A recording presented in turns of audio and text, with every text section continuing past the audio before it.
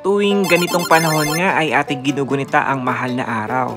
At dahil Huwebes Santo ngayon, samahan nyo kami na magbisita iglesia sa 7 simbahan na pupuntahan namin.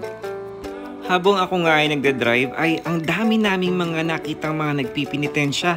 Ito nga yung isa na duguan pa ako. Talansigan ako.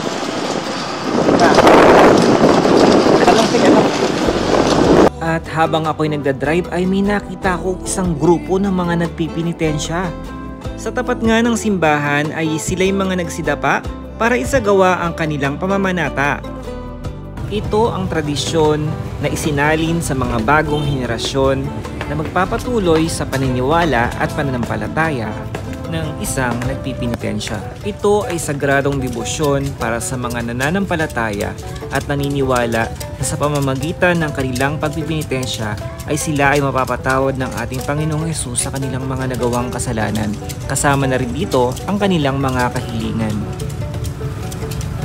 At nandito na nga kami sa aming unang simbahan, ang simbahan ng San Antonio de Padua, Ibahagonio, Bulacan.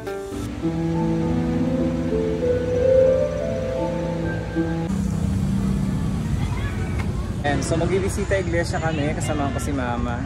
Dito kami ngayon sa pangalawang simbahan sa St. John the Baptist, Kalumpit, Bulacan.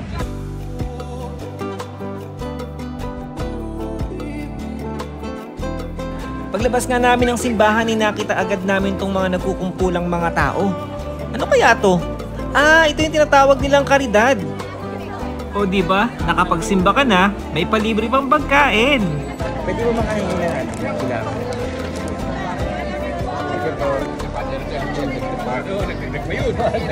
At ayun na nga, pinahawak ko lang kay Mama ko yung cellphone at nakita ko, nagbablog na rin siya. Papunta na nga pala kami sa susunod na simbahan na bibisitahin namin. And yung pinili namin yung mga magkakatabi lang para hindi kami pagod sa biyahe.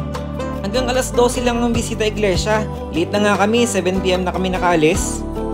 Ito nga pala yung pangatlong simbahan na pinuntahan namin, ang Santo Niño Parish sa Kalumpit, Bulacan. At ilang minuto lang galing Kalumpit ay nakarating na agad kami dito sa San Isidro Shrine sa Pulilan, Bulacan.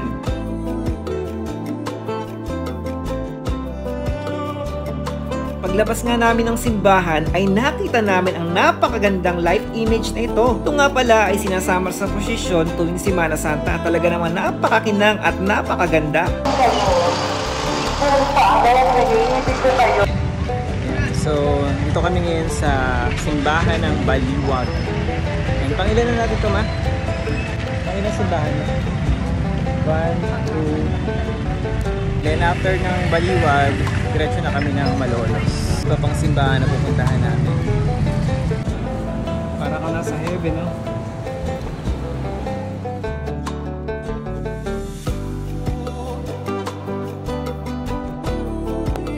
Tuwing nagbibisita iglesia nga pala kami ay marami din kaming mga nakakasabay na mga riders na mga nagbibisita iglesia rin kasama ang kanilang mga kaibigan o kaya pamilya.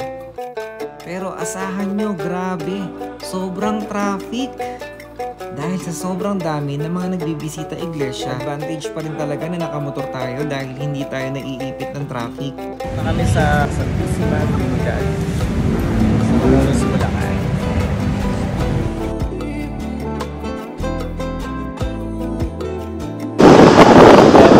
Guys, pag nagbibisita iglesia kayo, mas okay ang mga nakamotor kaysa naka 4 wheels. So ito na yung huling simbahan na bibisitahin namin dito sa aming bisita iglesia 2024. Ito ang Barsong Church. Sa wakas ay natapos na rin natin ang 7 simbahan na binisita natin ngayong Semana Santa.